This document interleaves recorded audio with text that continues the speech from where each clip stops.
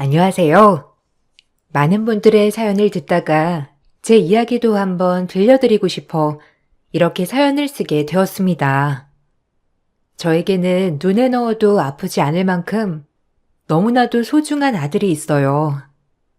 결혼 생활을 하면서도 힘든 나날들이 많았지만 그 모든 것들을 견딜 수 있었던 이유가 바로 제 아들이랍니다. 남편은 무뚝뚝하고 가부장적인 사람이었어요. 연애를 할 당시에는 진중한 사람인 줄 알았는데 막상 결혼을 해보니 그게 아니었죠. 남편에게는 나이 차이가 많이 나는 형이 있었습니다. 아주버님과 남편은 무려 20살 차이가 났는데요. 제가 결혼을 할 당시 시부모님의 연세가 친정 부모님 연세보다 거의 20세 정도 차이가 날 정도였었죠. 시부모님의 귀한 늦둥이가 바로 남편이었습니다. 온 가족이 남편을 아이 보듯이 보는 걸 보고서는 시집살이가 장난 아니겠다는 생각은 했는데 생각보다 시부모님은 저를 좋아하셨어요. 그렇지만 결혼을 하고 난 후 1년 차의 시아버님이 그 다음 해에는 시어머님이 돌아가시면서 시부모님과 함께한 시간은 그다지 길지 않았습니다. 주변에서는 시부모님이 모두 돌아가셨으니 시집살이 없이 편했을 거라고 말했지만 시어머니 같은 사람이 있었는데 바로 아주버님의 형님이었어요. 아주버님과 형님은 마치 시부모님처럼 저희에게 행동을 하셨습니다. 매 주말마다 같이 만나 밥을 먹는 것을 강요하기도 했는데요. 아이가 어릴 때에는 아이 키우는 것으로 이런저런 말도 많이 들었어요. 동서, 유준이 좀 살이 많이 빠진 것 같지 않아? 요즘 밥을 잘 안 먹이나 봐. 밥을 잘 먹어야 나중에 키도 쑥쑥 크고 그럴 텐데. 지금부터 저렇게 말라버리면 어떡해? 아빠 닮으면 골격도 크고 그랬을 텐데. 동서 닮아서 그런지 애가 너무 삐쩍 말라서 보기 싫네. 밥도 많이 좀 먹이고 살도 좀 찌워야 될 것 같다. 또래 아이들보다 훨씬 말랐다고 말 안 해? 아니요, 형님. 유준이 마르게 보이는데 생각보다 튼튼해요. 몸무게도 그냥 평균이고 키는 평균보다 살짝 큰 편이기도 하고요. 검진할 때도 별말 안 들었었고 잘 자라고 있다고 하더라고요. 밥도 잘 먹는데 아마 워낙 활동량이 많아가지고 그럴 수 있어요. 그래도 저는 유준 아빠 안 닮아서 다행이라 생각하는데요. 유준 아빠도 어릴 적부터 살이 너무 쪄가지고 싫었다고 하더라고요. 지금도 조금만 먹어도 살이 금방 붙으니까 그것 때문에 스트레스 받는다고 유준이는 제 체질 닮아서 좋다고 말하는데요, 뭐. 에이, 그래도 아빠 닮은 게 좋지.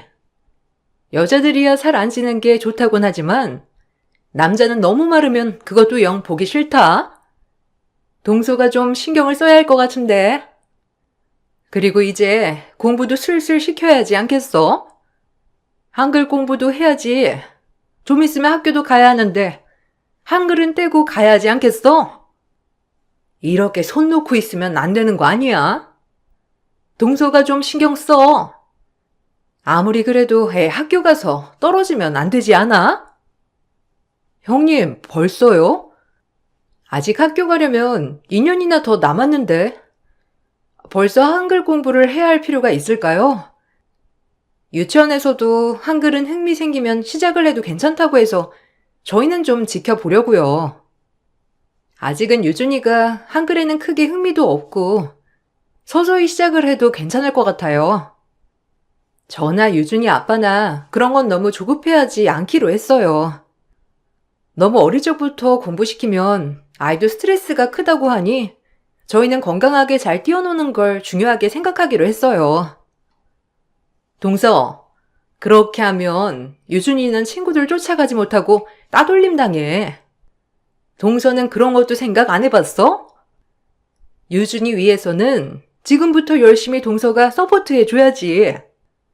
그러지 말고 유준이 더 커서 늦기 전에 동서 일도 좀 쉬고 유준이 공부 좀 시켜. 내가 자식 키우다 보니까 그때를 놓친 게 너무 후회가 되더라고. 지금부터 열심히 시키면 유준이 학교 들어가면 더 잘할 거야. 에이, 형님. 지금은 너무 이른 것 같아요. 그리고 유준이 공부시키려고 제 일까지 그만두는 건 너무 오버인 것 같고, 만약에 피치 못할 상황이 생기면 그때는 모를까 굳이 벌써부터 일을 쉬는 건 좀 아닌 것 같아요. 형님 걱정해주는 건 감사하지만 저희가 유준이 잘 보면서 시킬게요. 형님은 매번 유준이의 성장에 대해서 과도하게 궁금해하기도 했어요.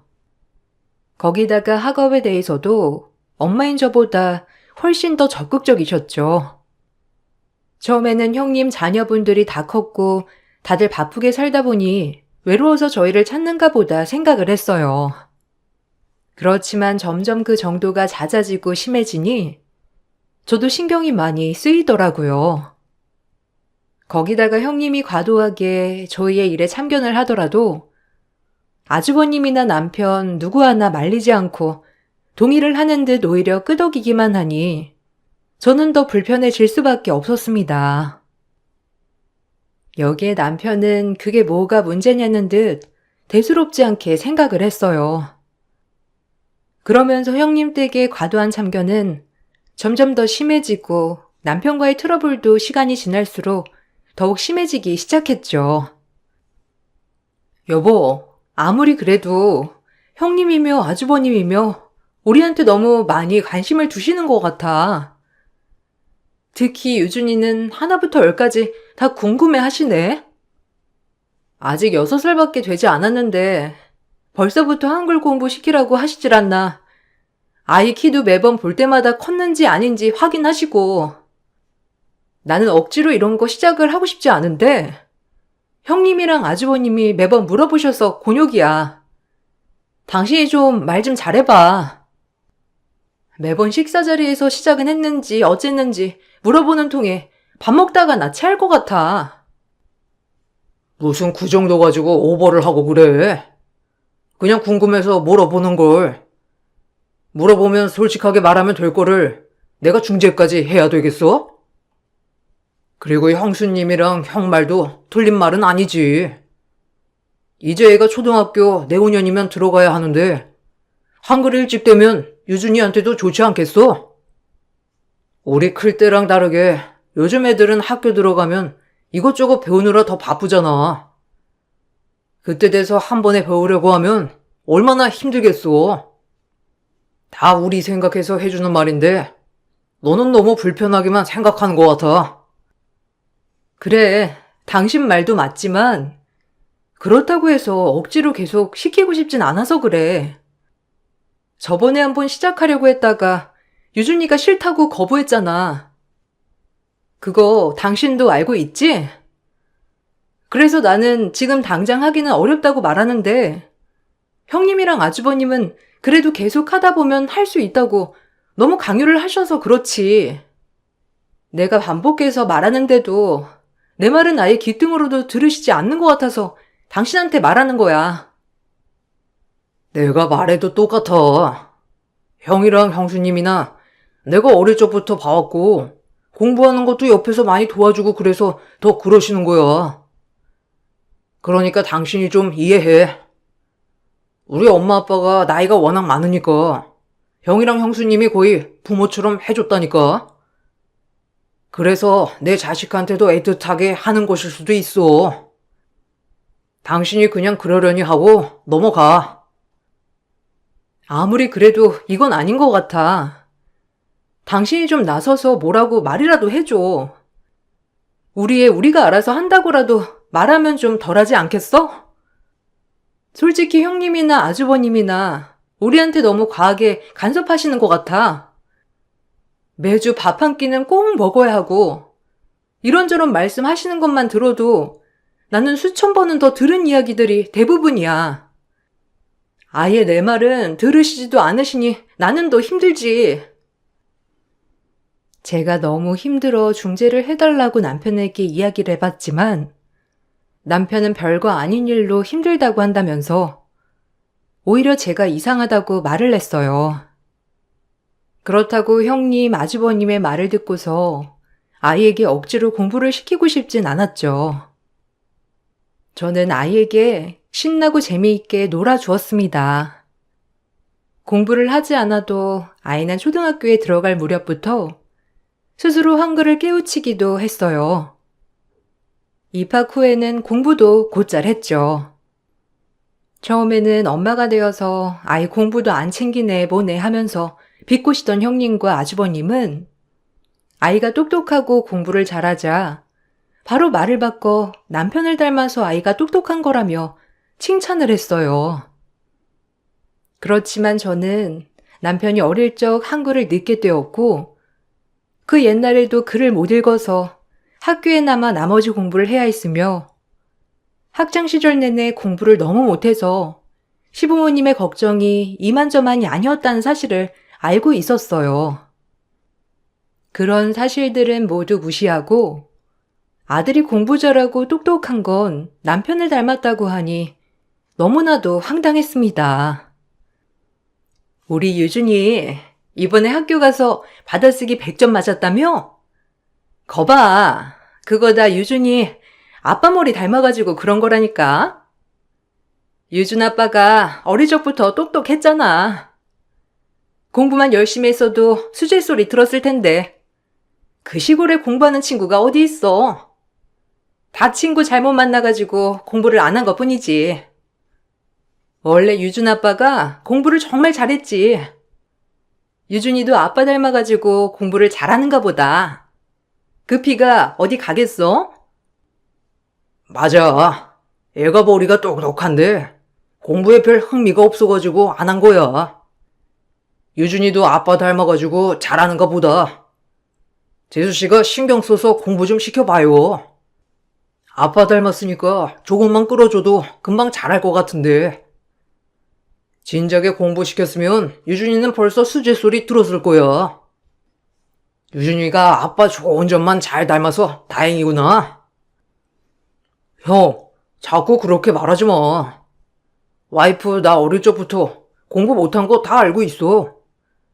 매일 남아서 나머지 공부를 했던 것도 알고 중고등학교 때도 꼴찌만 계속했던 것도 다 알고 있어. 솔직히 말하면 유준이 똑똑한 거 나는 사실 와이프 머리 닮아서 그런다고 생각하는데 난 내 머리 닮은 건 아닌 것 같다고 생각해. 유준이가 유준 엄마 좋은 점 많이 닮았지 뭐. 아이, 재수씨한테는 미안하지만 솔직히 내가 너 어릴 적부터 다 봤지 않니? 너는 공부를 안 해서 그렇지. 그렇게 했으면 1등만 했을 거다.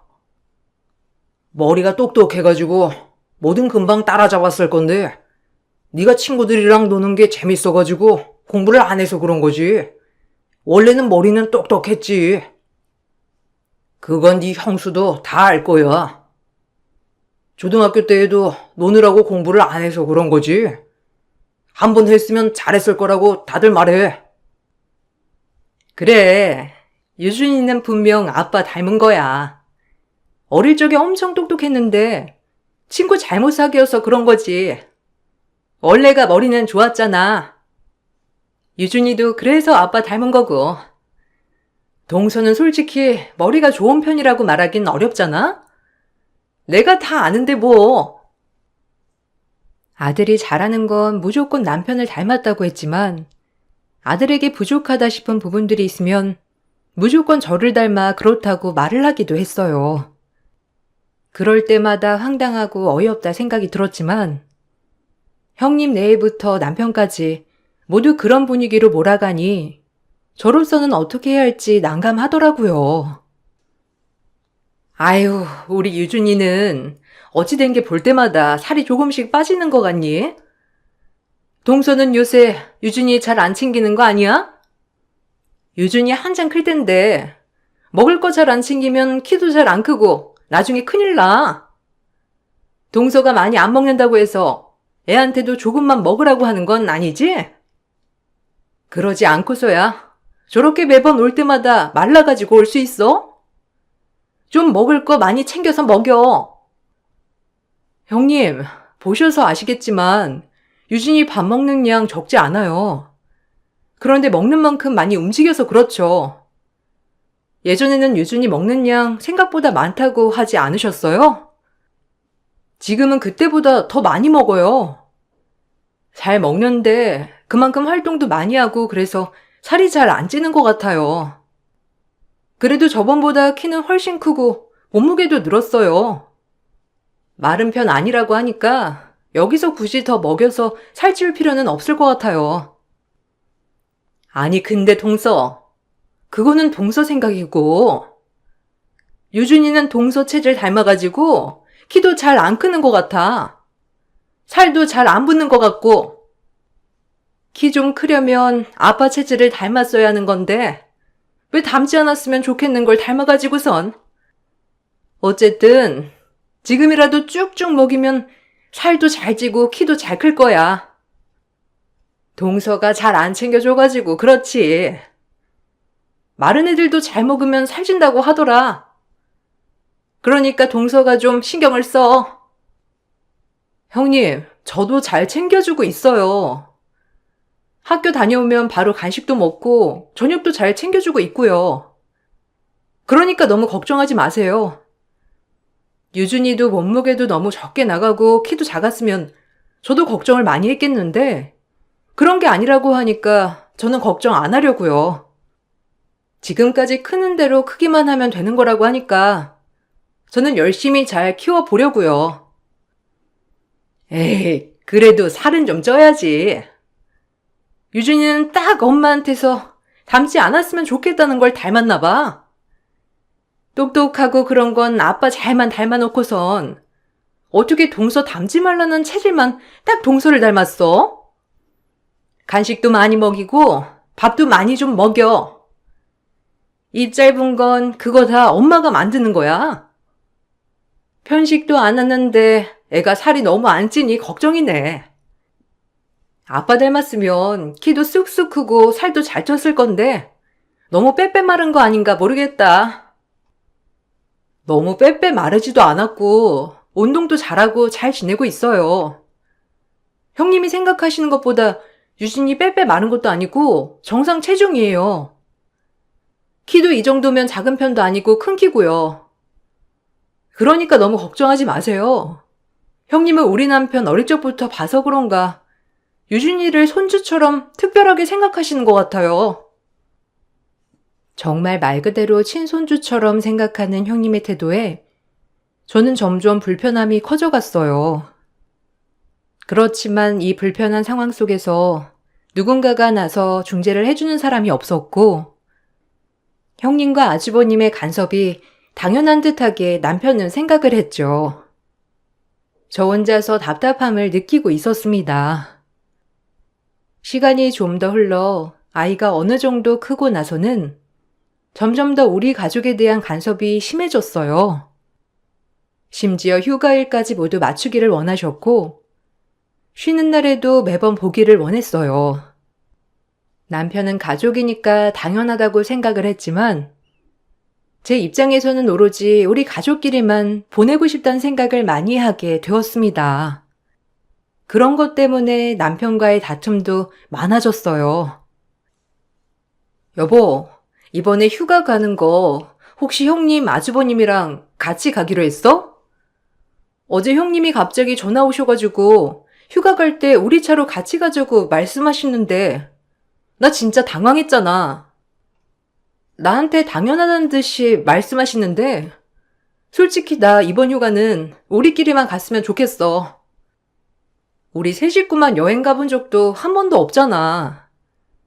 어린이날도 매번 형님이랑 아주버님이랑 같이 보내고 어버이날도 형님 아주버님이랑 같이 보내고 형님 아주버님도 조카들이랑 같이 보내야 하는데 조카들이랑 보내기는커녕 매번 우리랑 보내는 게 이게 뭔가 싶네. 당연히 형이니까 동생이 더 편해서 그런 거지. 그리고 조카들은 이제 성인이라서 각자 생활하느라고 잘 안 보게 되고 그래서 그런 거고. 그리고 형이랑 형수님이랑 같이 가면 당신도 편하고 좋지 않아? 유준이 당신 신경 써서 보지도 않아도 되고 형이랑 형수님이 같이 봐주잖아. 유준이 어릴 적에는 별말 안 하다가 왜 좀 크니까 이제 와서 불편하다고 하는 거야? 아니, 내가 이제 와서 이렇게 말하는 게 아니고 꾸준히 말은 했었지. 당신이 아예 신경을 안 써서 그런 거고. 그리고 그전에는 아주버님이랑 형님이 자꾸 조카들이 안 보러 온다고 말을 하셔서 그냥 갔던 거고. 다른 건 몰라도 휴가는 우리 가족끼리 좀 보낼 수도 있는 거잖아. 아니, 무슨 매 행사마다 형님이랑 아주버님 같이 보내야 하는 이유가 있는 것도 아니고. 그렇다고 우리 친정 먼저 챙겨준 적도 없잖아. 뭐? 너 지금 우리 엄마 아빠 안 계시니까 이제는 당신 친정 먼저 챙겨야 한다고 말하고 싶은 거야? 당신 지금 그렇게 생각하면서 살았어? 정말 실망이다. 형이랑 형수님은 당신 생각해서 같이 시간 보낸 건데 시부모님 돌아가시고 그러면서 형이랑 형수님이 시댁 행사들 다 챙기잖아. 그러면서 당신은 한 번도 신경 안 쓰고 그런 건 신경 안 쓰게 해주려고 노력하는데 당신은 그런 철없는 소리가 나와? 뭐? 시댁 행사? 내가 한 번도 안 챙겼다고 하는 거야? 무슨 신경을 안 쓰게 해주셨다는 건데. 시댁 행사 있으면 나도 다 참석해. 아침 새벽부터 안 가서 그런 말 하는 거면 당연히 나는 일을 하고 있으니까 일찍 갈 수 없었던 거고. 쉬는 날에 있으면 나도 일찍 가서 일하잖아. 그런데 무슨 내가 신경을 안 쓰게 해주셨다는 거야? 이것 봐라. 생각을 해줘도 당신은 난리야. 당신이 이러니까 나는 더 형이랑 형수님한테 잘해야 되겠다는 생각을 하게 되는 거야. 당신은 아무리 챙겨줘도 고마운 줄 모르고 더 바라잖아. 형이랑 형수님은 엄마 아빠 대신해서 우리가 챙겨줘야 하는 사람이야. 나 클 때 형이랑 형수님이 날 많이 챙겨줬다고 하지 않았어?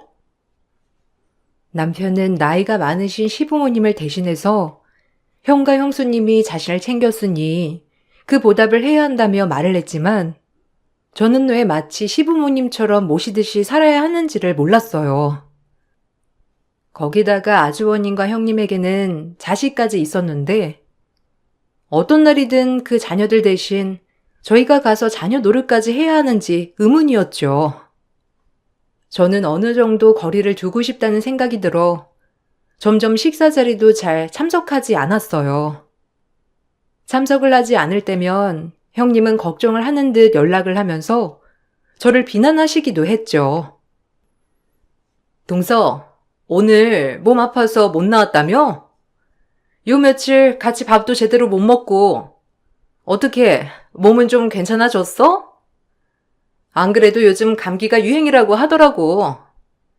그래도 몸은 스스로 잘 챙겨야지 어쩌겠어? 이렇게 매번 아프면 어떡해? 유진이도 있는데 도련님이 정말 엄청 걱정하더라고. 그래도 감기 걸렸다고 밖에도 안 나오고 집에만 틀어박혀 있으면 안 돼. 바깥 생활도 좀 하고 그래야지. 네, 많이 괜찮아졌어요. 병원에서는 푹 쉬라고 하더라고요. 유준 아빠가 저 감기라고 했어요? 안 그래도 저도 운동 좀 해보려고 했는데 병원에서는 무리하지 말고 그냥 푹 쉬라고 하더라고요. 식사는 잘 하셨어요? 형님한테 전화 드리려고 했는데 다음 주에는 제가 출장이 잡혀서 같이 식사는 못할 것 같아요. 며칠 아파서 쉬었더니 바로 출장이 잡히네요. 그래서 시간이 없을 것 같아요. 아유, 유준 엄마 참 바쁘네. 동서, 그렇게 바쁘게 일해가지고 얼마나 벌어? 그래도 유준이랑 유준 아빠는 좀 챙겨야 하지 않겠어? 이번에 밥 먹을 때 보니까 유준이도 그렇고 유준 아빠도 그렇고 살이 많이 빠졌더라고. 좀 신경 써야 되지 않을까 싶다. 아무리 아파도 주부 일은 잘 해야 하지 않겠어? 나도 주부지만 엄마는 아프면 안 되겠더라고. 나도 아무리 아파도 밥은 제대로 잘 챙겨주는데 일한다는 핑계로 잘 안 챙겨주고 그러는 건 아니지? 아, 네. 밥 잘 챙기고 있어요. 걱정하지 마세요. 그리고 유준 아빠도 이제 어린아이도 아니고 스스로 밥 챙겨서 먹을 줄 알아요. 요즘 누가 와이프 밥 해주는 것만 기다려요. 성인인데 자기가 스스로 알아서 챙겨 먹을 줄 알아야죠. 제가 아프지 않을 때에는 알아서 챙겨주지만 아플 때는 자기가 알아서 챙겨 먹는 것도 중요한 것 같아요. 남자가 그런 걸 어떻게 해? 꼼꼼하지 못하니까 여자가 그런 건 하는 거지. 어쨌든 유준 엄마가 몸 관리 좀 제대로 해야 되겠네. 이렇게 자주 아프면 어떻게 하겠어? 아무리 힘들어도 밖에서 해보면서 운동도 하고 그래야지. 이거 다 동서 운동 안 해가지고 생기는 병이야. 건강하게 운동 꾸준히 하는 사람들 보면 다들 면역력도 튼튼해서 잘 안 아프더라고. 어쨌든 이번에 도련님도 감기 심하게 걸렸던데 너무 걱정이다. 스트레스 많이 받았는지 기운도 없어 보이고 보약이라도 챙겨 먹어야 하나? 동서야 운동 안 해서 아픈 거라지만 도련님은 스트레스 심하면 몸으로 아프잖아. 형님, 저 이거 스트레스 때문에 아픈 거예요. 사실 저 감기로 아픈 거 아니고 병원에서 스트레스를 너무 많이 받아가지고 몸으로 아픈 거라고 저 푹 쉬어야 한다고 하더라고요. 형님 유준 아빠 이뻐하시는 건 저도 잘 알겠는데요. 유준 아빠만 그렇게 너무 감싸지 말아주세요. 제가 아픈 건 운동 안 해서 아픈 거고 유준 아빠가 아픈 건 스트레스 때문이 아니잖아요. 형님은 말 한마디를 저와 남편 차별로 가득했죠. 같은 며느리로서 비슷한 마음을 갖고 있을 거란 기대감이 있었지만 저와는 다르게 형님은 며느리가 아닌 마치 자신의 자식, 남편의 엄마처럼 생각을 하는 듯 했어요. 저는 스트레스가 점점 쌓여갔고 건강이 나빠지게 되자 한동안 남편과 아들만 형님 댁으로 보내게 되었습니다. 그런데 어느 날부터 늘 즐겁게 식사를 하고 오던 아들이 점점 얼굴이 어두워지기 시작하더라고요. 처음에는 영문도 모르고 있었는데 점점 아들 역시 형님 댁으로 가는 날을 불편해하기 시작했습니다. 저는 이때까지만 하더라도 그냥 불편하게 느끼는가 보구나 생각을 했었어요. 어버이날이 돌아오자 역시나 아주버님과 형님은 저희와 식사 약속을 잡으셨어요. 그날따라 아들은 출발하기 전부터 가기 싫다면서 말을 했죠. 저 역시 아들이 가기 싫어하자 안 가겠다고 했지만 남편은 어떻게 약속한 자리를 갑자기 어기냐면서 저희들을 억지로 데리고 갔어요.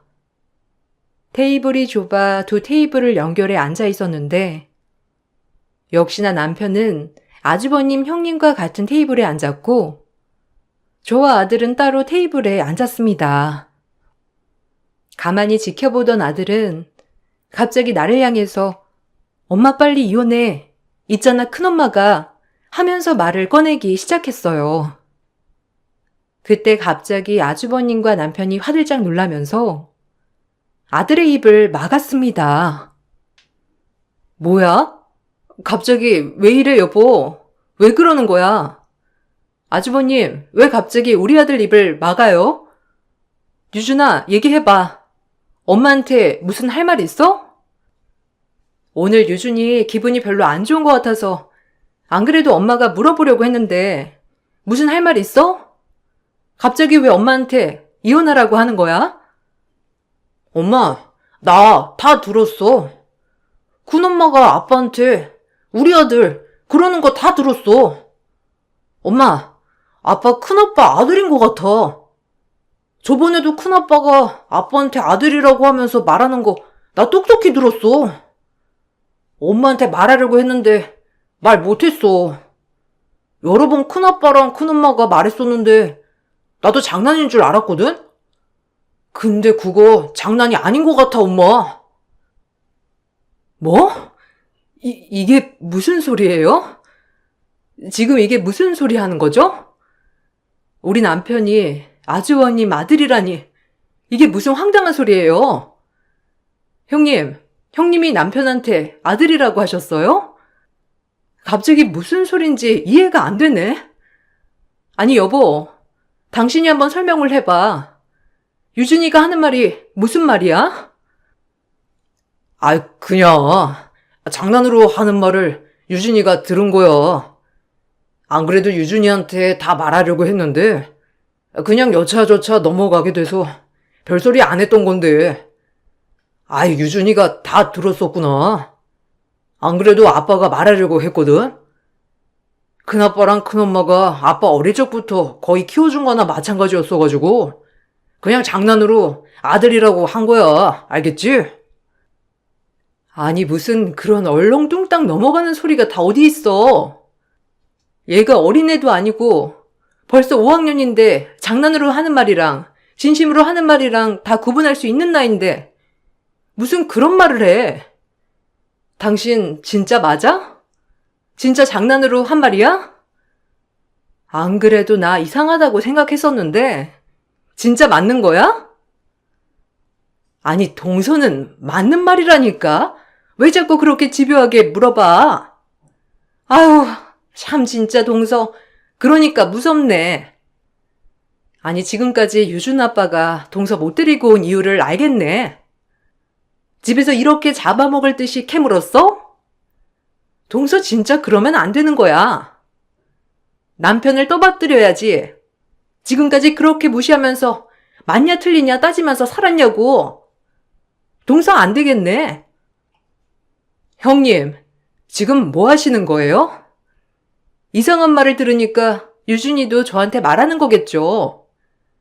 그리고 이 상황에서 제 탓을 하시는 거예요?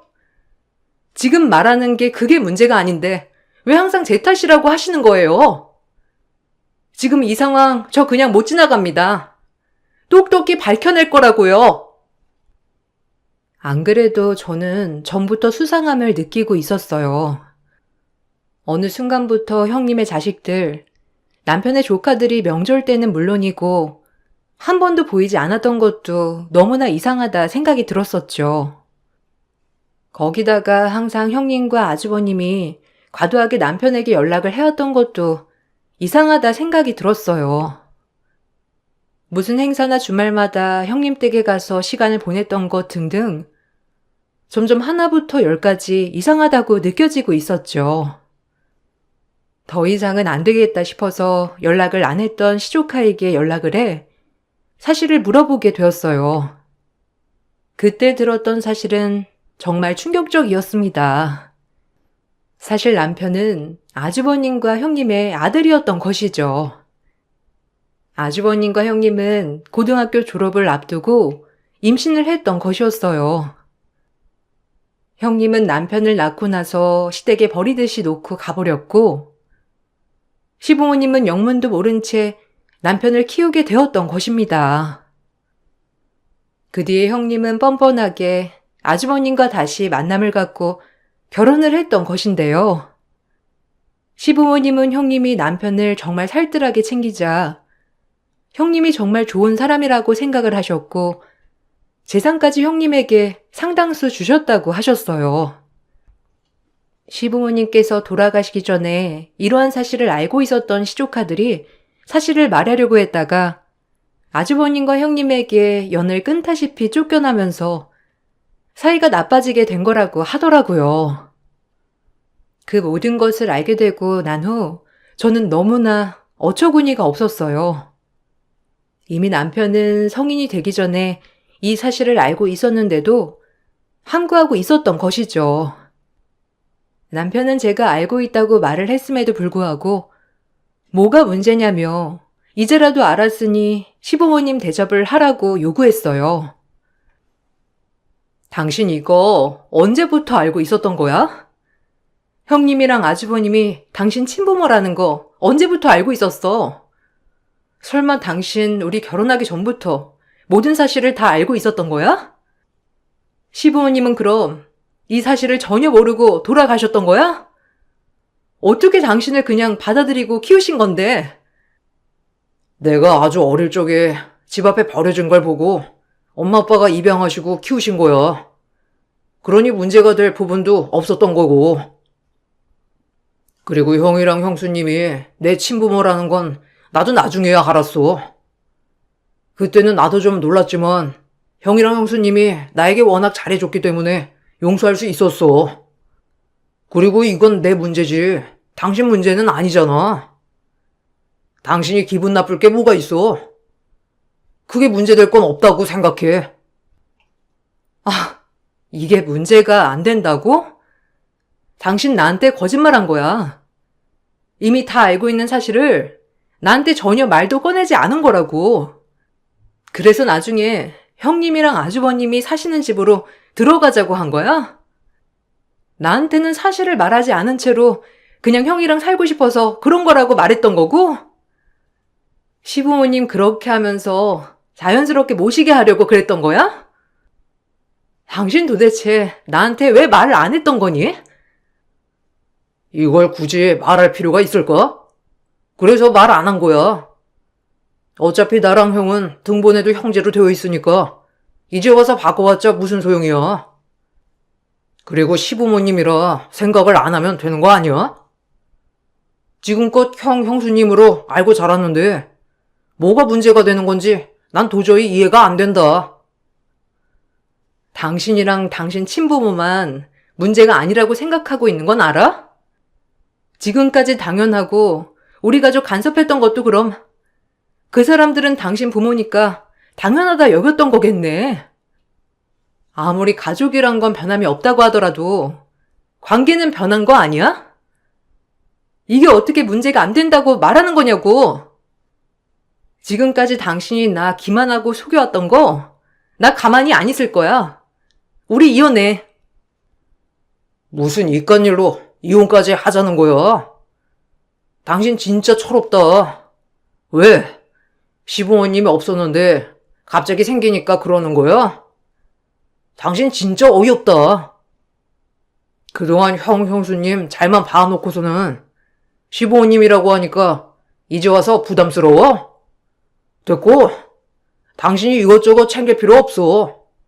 그냥 지금처럼 살면 돼. 뭔 헛소리를 하는 거야. 당신네들이 이런 사실을 다 알고서도 나를 기만하고 속여왔다는 것 때문에 당신이랑 살 수 없다는 거야. 알겠어?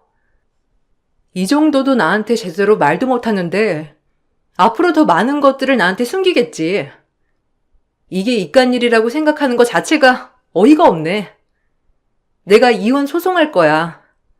소송해보고 법원에서 받아들여지면 이깟 일이 아닌 게 되겠지.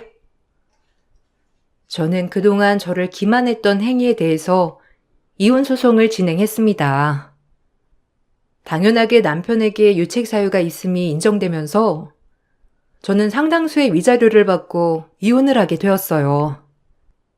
아들은 저와 살기를 원했고 그렇게 저는 아들과 함께 그 집을 나오게 되었습니다. 이혼을 하자 형님과 아주버님은 오히려 잘 됐다 싶었는지 남편을 그 집으로 불러들이더라고요. 그렇지만 부모 노릇을 갑자기 하려는 형님 내의 참견은 남편에게 스트레스가 되었는지 합가를 한 지 얼마 지나지 않아 남편은 그 집을 나와 살고 있다고 합니다. 지금까지도 계속해서 재결합을 요구하는 남편이 너무나 어이가 없어서 이렇게 사연을 쓰게 되었네요. 거짓말이라는 게 당사자에게는 아무것도 아닌 가벼운 일일진 모르지만 당하는 입장에서는 신뢰를 저버릴 수 있다는 행위라는 걸 알았으면 좋겠습니다. 제 긴 사연 들어주셔서 감사합니다. 앞으로는 아들과 행복하게 지내보려고요. 여러분들도 행복하세요. 안녕하세요. 저는 68세의 한창인 나이에 아쉽지만 주변 정리를 끝내고 얼마 남지 않은 기간 동안 제가 살아온 과거를 돌아보기 위해 사연을 신청하게 된 여자입니다. 막상 시간이 얼마 남지 않았다는 걸 인정하게 된 순간부터 받아들일 수 있겠더라고요. 그동안 너무 무섭고 이런 시련이 왜 하필 저에게 일어나는 건지 인정하고 싶지 않았습니다. 지금 생각해보면 매일 눈물로 시간을 허비했던 날들이 너무 아깝게 느껴지네요. 여러분들께선 자신에게 주어진 시간이 얼마 남지 않았다는 걸 알게 된다면 마음이 어떠실 것 같으신가요? 현재의 삶이 워낙 바쁘시기 때문에 아마 생각조차 해본 적이 없으실 겁니다. 저도 똑같았어요. 워낙 정신없이 살아왔었고 저에게 주어진 시간이 정해져 있다고 생각해 본 적이 없었죠. 그런데 막상 몸에 이상을 느끼고 병원을 찾아가 정밀 검사를 받았을 때 의사는 길어야 6개월 정도의 시간을 판정 내렸습니다. 신도 아닌 인간이 제 삶의 시간을 정한다는 게 우스웠어요. 그리고 제가 췌장암 4기 판정이 내려진 소식을 접하게 된 아들은 오열을 하며 현실을 받아들이지 못했습니다. 그래도 30년의 세월 동안 홀로 아들을 키워오면서 법관을 만들어놨으니 더 이상 바랄 것도 없고 편히 눈을 감을 수 있게 돼서 마음은 한결 편합니다. 제가 정해놓은 목적지는 아들을 법에 관련된 직업을 가질 수 있게 길을 닦아주는 거였는데요. 남편이 없는 빈자리도 채워주려 정말 많은 시간을 홀로 발버둥치며 살아왔었어요. 어떤 식으로 지금까지 하나뿐인 아들을 법관으로 만들었는지에 대한 과정을 적어내려가려고 여기에 사연을 신청한 건 아니에요. 저희 가족에게 더 중요한 사건이 있었거든요. 불과 1년밖에 안 됐고 지금도 진행 중에 있습니다. 저에게 남아있는 시간을 최대한 효율적으로 사용해 여러분들의 의견을 아들에게 알려주고 싶어요. 그래야 앞으로의 인생을 살아갈 때 자신의 길을 정하는 데에 있어 좀 더 수월할 것 같네요. 1년 전 어느 날 아들이 저를 거실로 부르면서 이야기는 시작됩니다. 엄마, 말씀드릴 게 있어요. 다름이 아니라 그동안 저를 위해 지금까지 많은 희생을 하셨잖아요. 아버지가 세상을 떠나신 지도 오래됐는데 새 출발하실 생각 없으세요? 앞으로 제가 엄마의 인생을 즐겁게 해드리고 싶어요. 그럴 자격 충분하시고요. 그래서 말 나온 김에 남자 한 명 소개해드릴까 하는데 엄마 생각은 어떠세요? 무작정 싫다고만 말씀하시지 말고요. 정말 괜찮은 분이라서 그래요. 두 분이 성격도 잘 맞으실 것 같고요. 평생 저만 보며 살아갈 수 없잖아요. 엄마도 누군가에게 의지할 분이 필요해요. 점점 더 기력이 약해지시면 배우자가 절실히 필요해진다고요. 그냥 아들이 나한테 효도하려고 이런 노력을 해주는 거라고 생각해 주세요. 일단 가볍게 만나보시는 게 좋을 것 같은데 괜찮으시죠? 그럼 약속부터 잡을게요. 잠깐만, 갑자기 이런 식으로 나오는 게 어딨어? 엄마는 그런 거에 전혀 생각이 없는데 의견도 안 물어보고 일방적으로 결정해서 통보를 하는 건 엄마를 난감하게 만드는 거잖아. 미안하지만 지금 현재 누군가와 새로운 인연을 만들고 싶지가 않다. 아들은 싫다고 반대하고 있는 저를 계속해서 설득을 시키려 며칠을 따라다녔어요. 결과를 보여주지 않으면 포기는 없을 것 같아 결국 자리를 만들게 되었고 제 생각을 확실하게 표현한 뒤 서둘러 마무리를 지으려 했었습니다. 결국 약속된 장소에 도착해 분위기 좋은 레스토랑에 혼자 앉아있는 남자가 있길래 조심스럽게 다가갔어요. 그리고 예상했던 대로 저와 약속을 잡은 분이셨고 어색한 인사를 주고받은 뒤 앉자마자 줄지어 나오는 코스 요리를 함께 먹으면서 조심스럽게 대화를 주고받았습니다. 그래도 이렇게 나와주셔서 정말 감사합니다. 얼굴 한번 못 뵙고 끝나는 건 아닌지 걱정을 많이 했었거든요. 실은 제가 성훈이한테 자리 좀 만들어 달라고 부탁을 했었습니다. 기억하실지 모르겠지만 저희 식당 오픈식 날 방문해 주셨거든요. 그날 인상이 너무 좋게 다가와 조금이라도 대화를 나눠보고 싶은 마음에 성훈이 설득시키느라 한참 동안 애먹었네요. 그 사람이 설명하는 말에 그제서야 기억이 나기 시작했었어요. 성훈이와 친분이 있는 분이 식당을 오픈한다고 저를 데려간 적이 있었거든요. 그때 잠깐 인사를 나눈 적이 있었는데 단 하루뿐이라 기억 속에 사라진 상태였죠. 그래도 한번 얼굴을 뵌 적이 있어서 그런지 어느 정도 긴장은 풀린 상태였어요. 그렇게 음식을 먹으며 그 사람이 저에게 궁금했던 점들을 물어보는 질문에 답해주는데 비슷한 연령대라서 그런지 어느 정도 대화가 통하는 느낌이 들면서 저도 몇 가지 질문을 하게 되었죠. 그리고 알게 된 건 오래전 결혼한 배우자가 사고로 세상을 떠났다는 걸 들을 수 있었습니다. 저와 비슷한 점들이 상당히 많았었고 자식은 없었지만 지금까지 세상을 떠난 아내에 대한 그리움에 평생을 괴롭게 살아온 것 같았습니다. 그런데 저를 처음 본 순간 많은 것들을 알아가고 싶은 생각이 들었다며 자신의 속마음을 꺼내면서 진심이 담긴 눈빛으로 고백을 했어요. 저를 관심 있게 봐주신 건 감사하지만 지금은 누군가를 만나고 싶다는 생각을 해본 적이 없어요. 그런 감정 또한 생긴 적도 없고요. 그저 성훈이의 앞날이 잘 되길 바라는 마음밖엔 없어요. 지금도 도움을 줘야 하는데 그런 관심을 다른 사람과 나누고 싶지 않아요. 충분히 그 마음 이해합니다.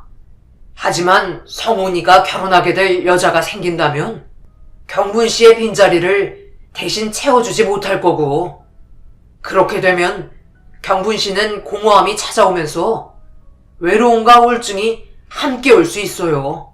지금부터 저희가 무엇을 하자는 게 아니에요. 서로 조금씩 알아가면서 아주 가끔 시간이 날 때 지금처럼 간단하게 식사라도 하면서 서로의 말동무가 되어준다면 분명 또 다른 감정과 상대방의 필요를 느끼지 않을까요? 그런 식의 감정도 싫다면 친하게 지낼 수 있는 관계도 좋다 생각합니다. 그 사람은 제가 걱정하고 있다는 걸 충분히 받아들였고 침착하게 앞으로의 방향성과 여러 가지 문제점들에 대해 설명하면서 저와의 관계를 계속해서 유지하고 싶어 했고 가볍게 친구처럼 시작하자는 말에 고민거리 정도는 털어놓을 수 있을 것 같아 그 사람의 제안을 받아들였습니다. 그렇게 꽤 긴 시간 동안 많은 대화를 주고받은 뒤 집으로 돌아왔어요. 아들은 현관문을 열고 들어온 저를 보자마자 그 사람과 보낸 시간이 즐거웠는지 물어보았고 기대에 찬 눈빛으로 바라보고 있길래 나쁘지 않았다며 아들이 노력해준 수고를 조금이라도 만족시켜주기 위해 여러 가지의 질문들도 긍정적이게 답변해 주었어요.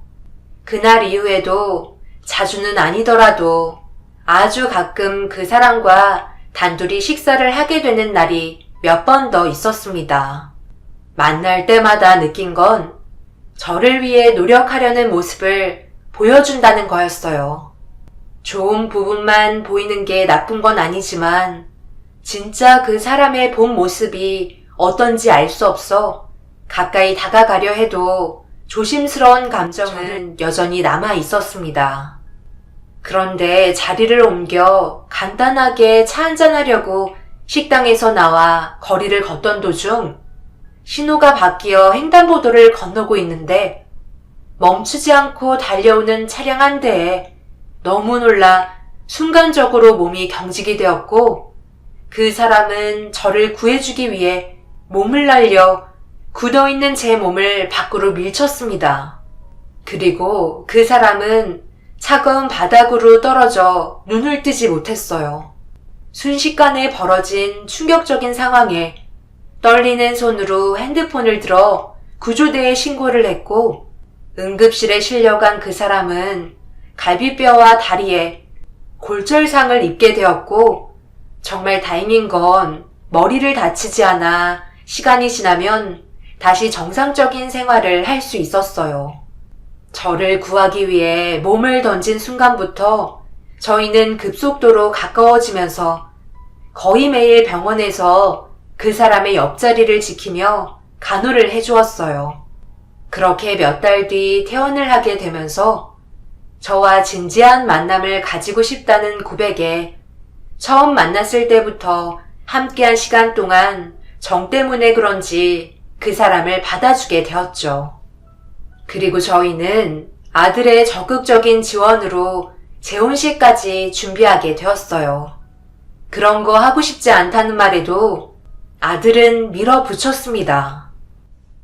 그래도 엄마가 새로 시작하는 또 다른 인생길인데 아무것도 안 하고 도장 찍는 것도 이상하잖아요. 조촐하게라도 재혼식을 끝내야 저도 유미와 마음 편히 결혼을 하지 않겠어요? 그동안 계속 미룬 것도 제 마음이 편하지 않아서 그런 거 잘 아시죠? 그래, 잘 알고 있다. 너희가 오랜 기간 함께 해온 거 알아. 유미가 옆에서 많이 도와줬었고 지금도 변함없이 한결같잖아. 금전적으로 힘들 때도 아무런 조건 없이 그동안 힘들게 일해서 모은 돈도 그냥 내어줬고 2번 다시 그런 여자 얻을 수 없다는 거 엄마도 잘 알고 있단다. 성훈이 네가 법관이 될 수 있었던 것도 유미가 그만큼 노력했기 때문에 지금 여기까지 올 수 있었다는 거 절대 잊으면 안 된다.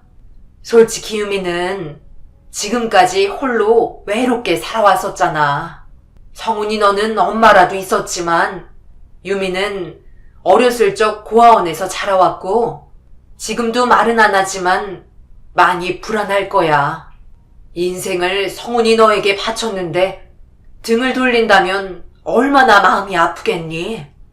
결국 그렇게 결혼하라고 얘기했는데 말을 듣지 않더니만 엄마가 먼저 재혼을 해야 너희들이 결혼하겠구나.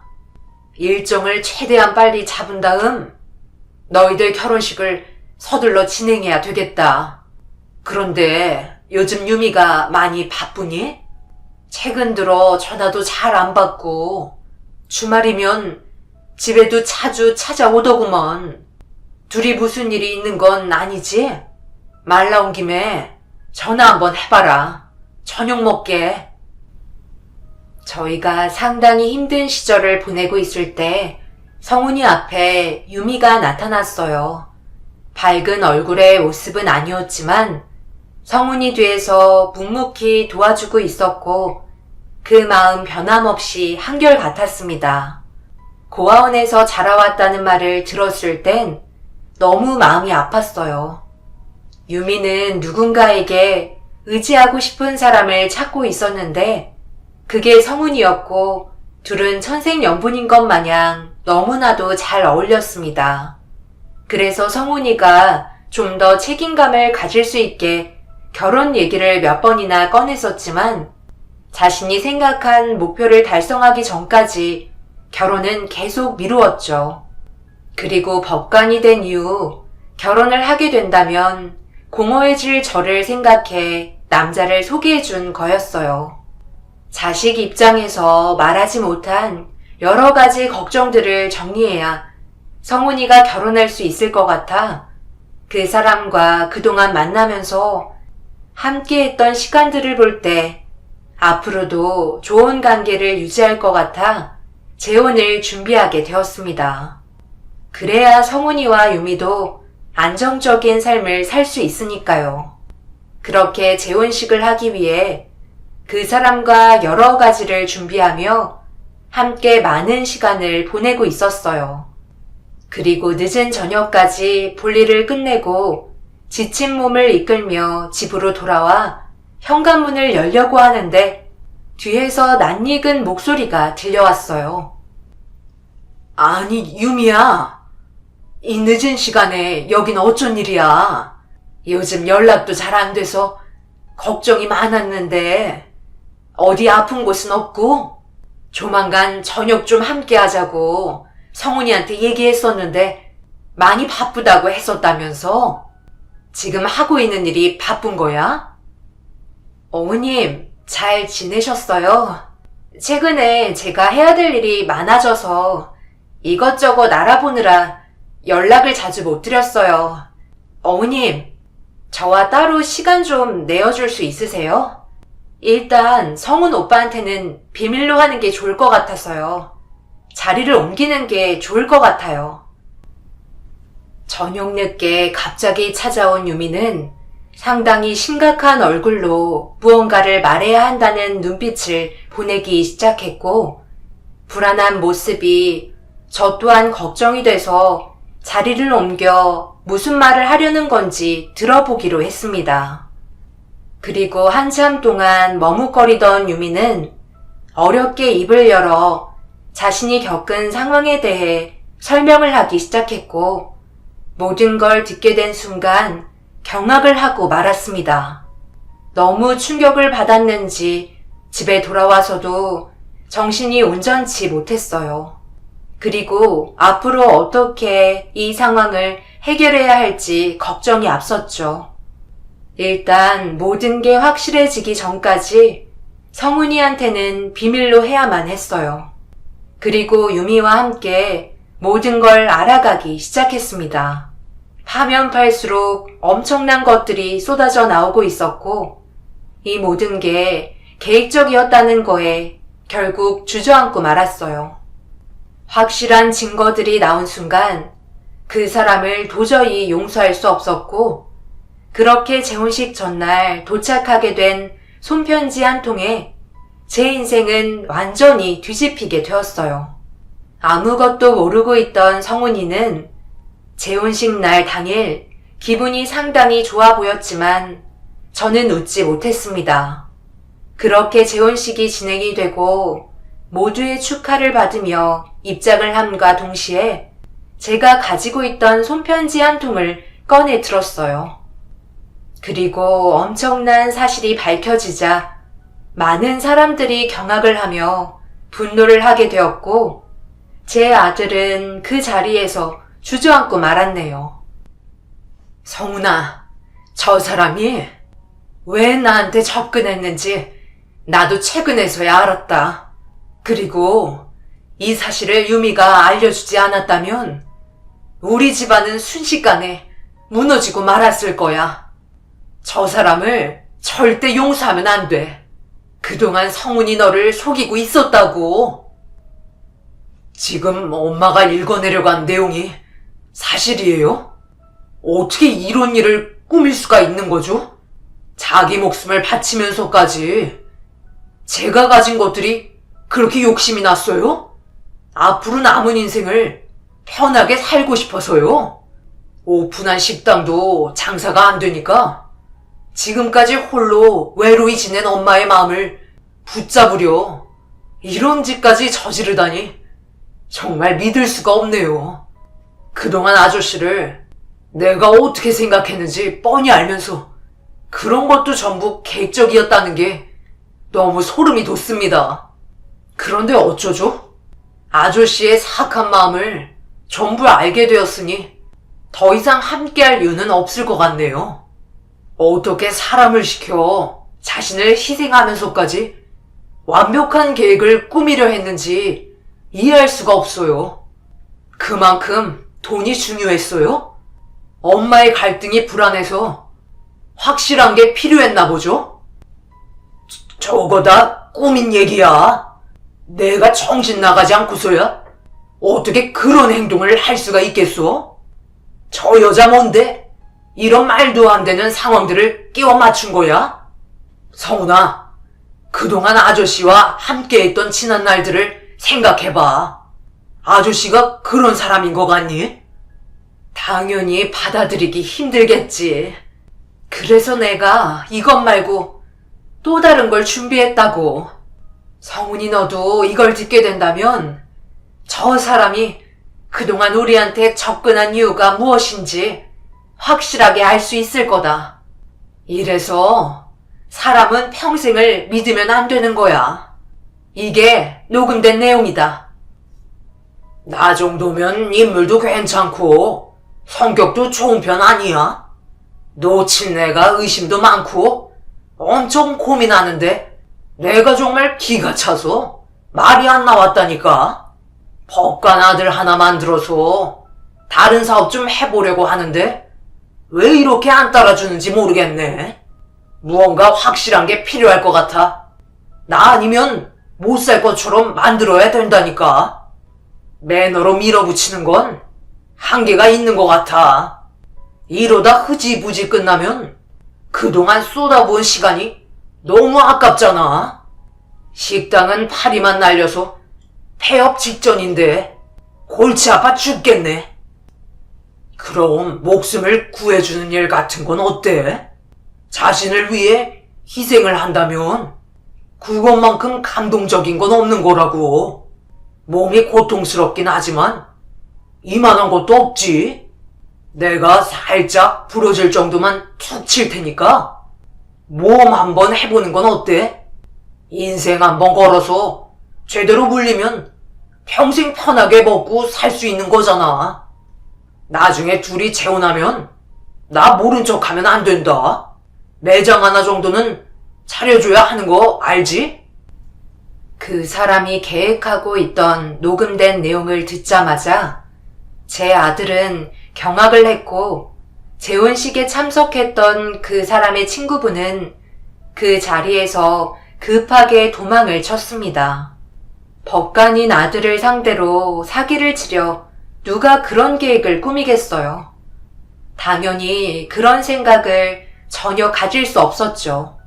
그 사람은 많은 사람들에게 둘러싸였고 자신의 잘못이 밝혀지자 그 자리에서 무릎을 꿇고 저에게 싹싹 빌었습니다. 그런데 유미가 둘러싼 사람들 사이를 비집고 들어오더니 다짜고짜 그 사람의 얼굴에 손을 수차례 올려붙이기 시작했어요. 돌발 상황에 너무 놀라 급하게 말렸지만 눈물을 흘리면서 이성의 끈을 놓아버렸죠. 무언가 이상했어요. 언제나 침착한 모습을 보여주며 살아온 모습과 전혀 다른 사람처럼 행동했으니까요. 당신 나 몰라요? 제 얼굴 똑바로 봐요. 나 모르겠냐고. 겨우 이런 식으로 살고 있었던 거예요? 정말 한심하네. 너 뭔데 내 얼굴에 손을 올리는 거야? 지금 네가 한 행동이 법적으로 얼마나 불리하게 작용하는지 알지? 성훈아, 네가 이 문제에 대해 처리를 좀 해줬으면 좋겠다. 이가 몇 개나 흔들리는 것 같네. 저런 정신 나간 여자가 여기엔 왜 있는 거야? 정신 나간 여자? 아직도 자신이 뭘 잘못하고 있는지 전혀 알지를 못하네. 하긴 개차반같이 살아온 인생 나에게 미련이나 있었겠어요? 그러니 지금까지 나를 잊고 살았겠지. 내가 아직 가지고 있는 이 서류와 녹음기에 뭐가 들어있는지 알아요? 어머님, 여기요. 저도 너무 놀라 지금도 믿기지가 않는데요. 성훈 씨랑 어머님도 아셔야 할 것 같아서요. 녹음기 재생시켜 보세요. 그런데 너 재혼하고 찾아오면 어쩌려고 그래? 그럼 문제가 되는 거잖아? 사람 일은 전혀 모르는 거라고. 그럴 일 절대 없으니까 걱정하지 마. 내가 그런 것 하나 제대로 정리 안 했을까봐. 그리고 그때 일이 얼마나 오래 지났는데 한 번이라도 찾아온 적이 있었어? 자기는 부모가 살아있다는 자체를 기억하지 못한다고. 내 나이가 몇 갠데 지금까지 찾지 않는 것 보면 어디서 잘 살고 있거나 아님 배구라 세상을 떠났을지도 모르지. 그러니 그런 건 전혀 걱정하지 마. 그 아이 태어났을 때부터 별로 기분 좋지 않았어. 내 전처가 몸이 워낙 약했었는데 출산하면서 세상을 떠났잖아. 그런데 그 아이 태어난 것도 정상이 아니었어. 새끼 발가락 하나가 없더라고. 그때 당시 돈도 없었고 혼자 키울 여력은 당연히 안 되니까 새벽에 몰래 고아원에 두고 왔지. 지금도 그때의 결정 나는 후회하지 않아. 지금 두 발 뻗고 잘 살고 있잖아. 그러니 두 번 다시 그 아이 입 밖에 꺼내지 마. 녹음된 내용을 듣고 성훈이는 털썩 주저앉아 오열을 하고 말았습니다. 그리고 유미가 들고 있던 서류 한 장을 저에게 건네주었고 천천히 읽어내려간 순간 저 또한 제대로 서 있을 수가 없었어요. 그 사람은 말도 안 된다며 소리를 질렀지만 유미가 신발을 벗자마자 모든 게 진실이라는 걸 확인할 수 있었네요. 새끼 발가락 하나가 없다는 건 저나 성훈이도 알고 있는 사실이라 더 충격이었습니다. 재혼식 날 눈앞에서 자기가 버린 딸이 자신을 위해 복수를 하려고 나타난 모습을 보곤 넋이 나간 표정으로 유미를 바라보고 있었어요. 그리고 결국 자신이 저지른 행동에 대해 용서를 구했고 그 사람은 경찰의 조사를 받아야만 했습니다. 유미가 그 사람을 의심하게 된 이유는 사고를 계획했던 남자와 저희 집 앞에서 무언가를 계획하고 있는 게 보였고 그런 행동이 찝찝했는지 그동안 바쁘게 움직이며 뒷조사를 하고 있던 거였어요. 하지만 둘이 부녀의 관계였다는 건 너무 믿기 힘들었습니다. 결국 너무 마음이 아파 오열을 하다가 실신을 하게 되었고 그때부터 몸이 이상하다는 걸 계속해서 느끼게 된 거였죠. 그리고 정밀검사를 받게 되면서 최장암 사기 시한부 판정을 받게 된 거였습니다. 안 좋은 일들이 파도가 밀려오듯 감당하기가 힘들 정도로 계속해서 충격적인 날들의 연속이었어요. 하지만 유미는 병원에 입원해 있는 저에게 아무렇지도 않은 척 똑같은 모습으로 나타나 제 옆에서 수발을 들어줬습니다. 제가 어떤 생각을 가지고 있는지 알면서도 유미는 자신이 해야 될 일을 하려 했어요. 성훈이도 그런 모습을 보며 아무것도 할 수가 없었습니다. 의사는 병원에 있어봤자 더 이상 의미가 없다며 약을 처방해 주었고 그때부터 주변 정리를 하나하나 해나갔습니다. 그리고 제 옆엔 항상 유미가 있었어요. 유미야, 내 아들 옆에 있어줘라. 성훈이가 지금까지 너 하나만 보고 달려왔는데 유미 너는 떠나려고 계획하면 혼자 남겨질 성훈이는 앞으로 어떻게 살아갈 수 있겠니? 너희 아빠의 존재를 알게 된 건 나도 충격이지만 나는 그 사람과 시작조차 하지 않았고 너희들은 정말 많은 시간을 함께 했었다. 지금처럼 한결같이 서로를 의지하며 지내면 되는 거야. 그리고 너희 아빠라는 사람은 원래 없던 사람처럼 생각하면 된다. 법관인 내 아들이 유미 너를 지켜주고 있으니 두려울 것 하나 없어. 내가 눈을 감기 전에 둘의 결혼식을 꼭 봤으면 좋겠다. 앞으로 태어날 귀여운 손주는 볼 수 없겠지만 그래도 둘의 결혼식은 보여줄 수 있잖아. 성훈이와도 진지하게 대화를 해봤는데 유미 너랑 앞으로 살아가는 데 있어 전혀 문제가 되지 않는다고 했어. 다만 유미 너한테 지금은 조심스러운 것 뿐이래. 아빠의 존재에 상처를 많이 받았기 때문에 시간을 주려는 것 같아. 그러니 어디 갈 생각 하지 말고 성훈이 옆자리를 지켜줬으면 한다. 그럼 그렇게 알고 오래간만에 함께 모여 외식이나 하자. 나에겐 시간이 얼마 없잖니. 제 아들 옆을 지켜달라며 며느리로 받아들인 순간 오열을 하며 눈물을 흘렸어요. 그 사람이 나타났어도 저희는 전혀 달라질 게 없었어요. 지금껏 서로 똘똘 뭉쳐 잘 살아왔었으니까요. 그리고 이번 달 말에 아들과 유미의 결혼식이 준비되어 있습니다.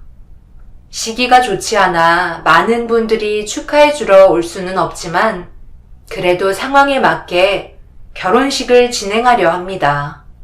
그런데 항상 마음에 걸리는 건 그 사람이에요. 자기 딸인 걸 알게 됐으니 어떻게든 접근하려고 시도하겠죠. 다행히 아들이 법관이라 큰 걱정 없이 눈을 감을 수 있을 것 같지만 아예 불안한 마음을 떨쳐낼 수는 없네요. 제가 여러분들께 은원드리고 싶은 건 법적인 문제로도 해결할 수 없는 혈육 문제입니다. 자식과 부모와의 존재를 알게 된 이상 머릿속에 떠나지 않을 거예요. 그럼 언젠가 다시 부딪히게 되는 날이 분명 찾아올 겁니다. 그때 어떤 식으로 처신을 하면 좋을지 의견을 들어보고 싶습니다. 이건 인생 경험이 많으신 분들의 조언을 들어야만 해답을 얻을 수 있을 것 같아서요. 제일 불안한 건 그 사람이 자기가 원하는 걸 얻으려고 자신의 몸을 희생하면서까지 접근했다는 거예요. 그만큼 무서운 사람이기도 합니다. 분명 자신의 이득을 취하기 위해 물불 가리지 않겠죠.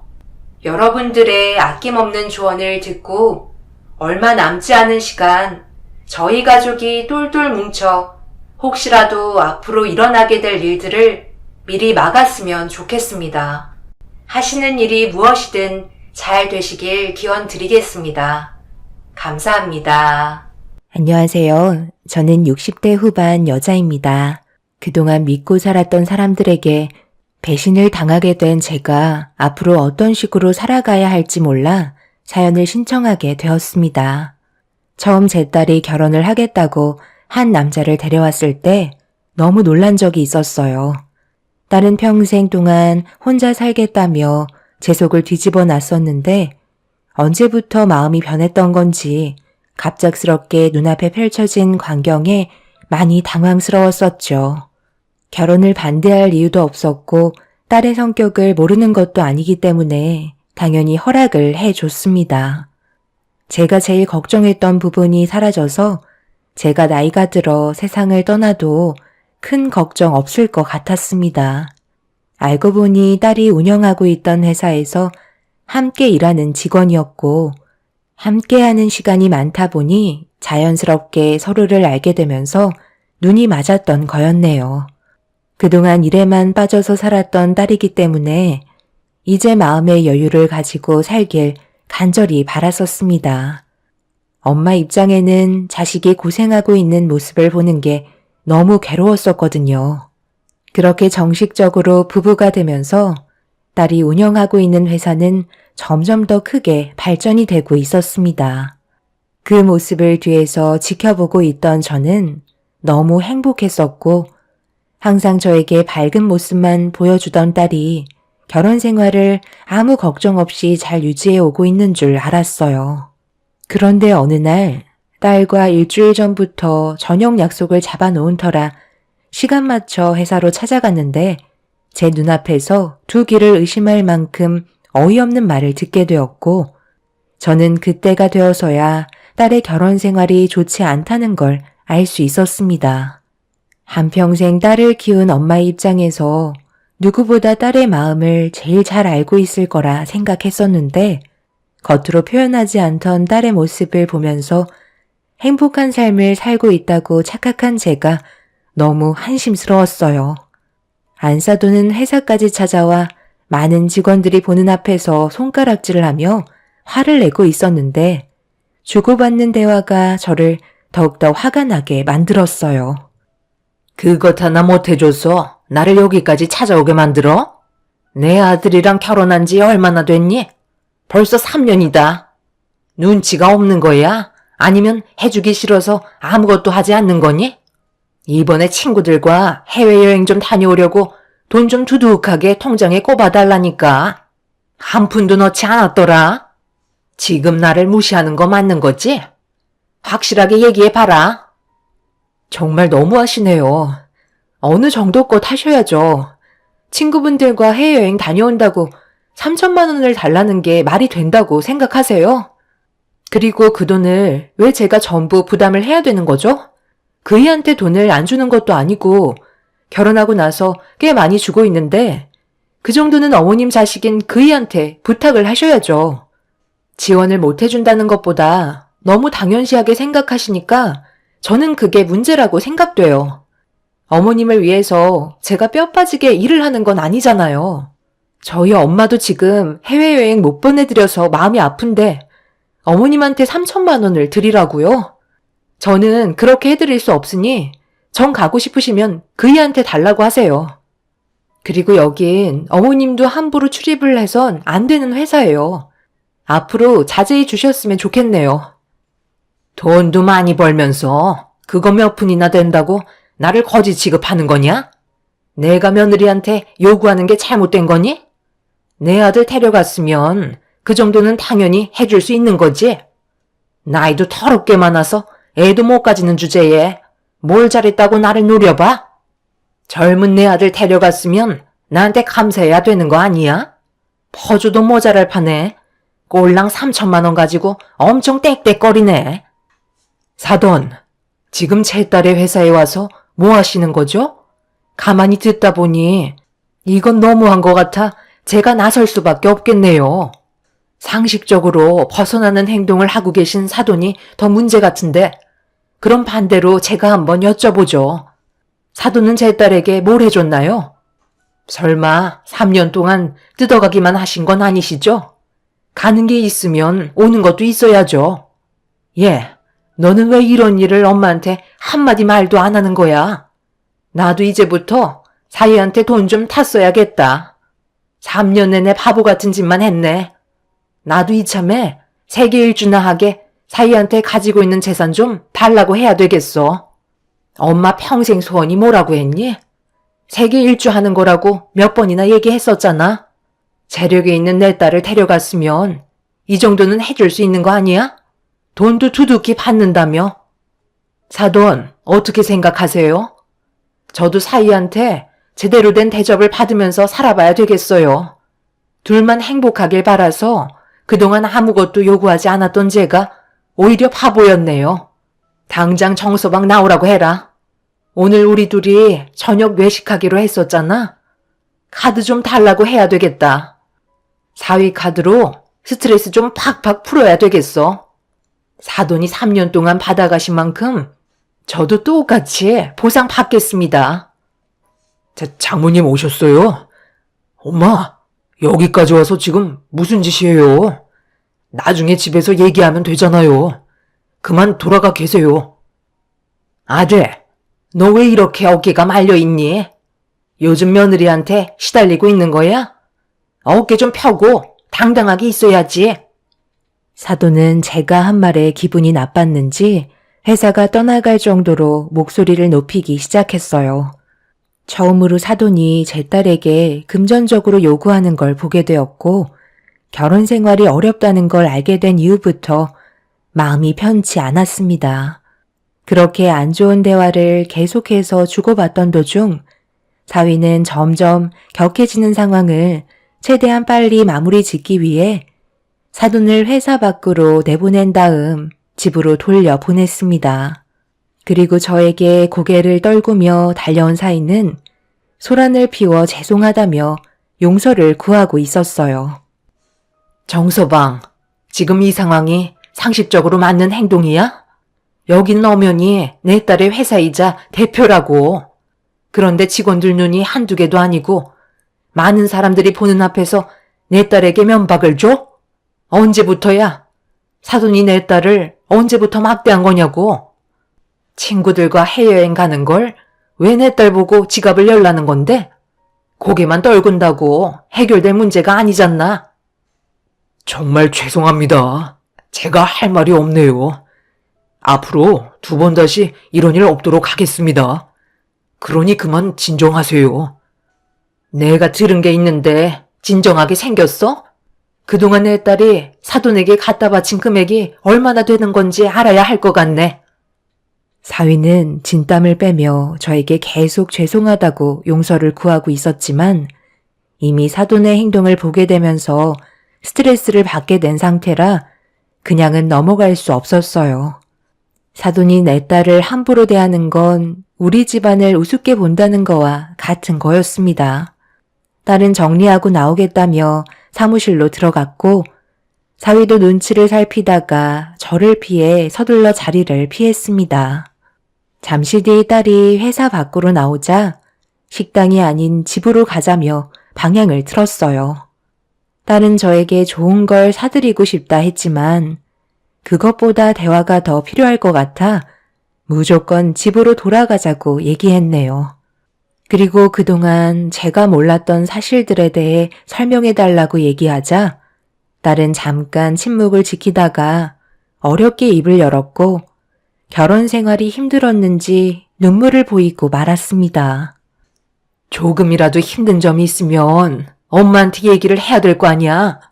왜 아무 말도 하지 않고 혼자서 속으로 앓고 있었어?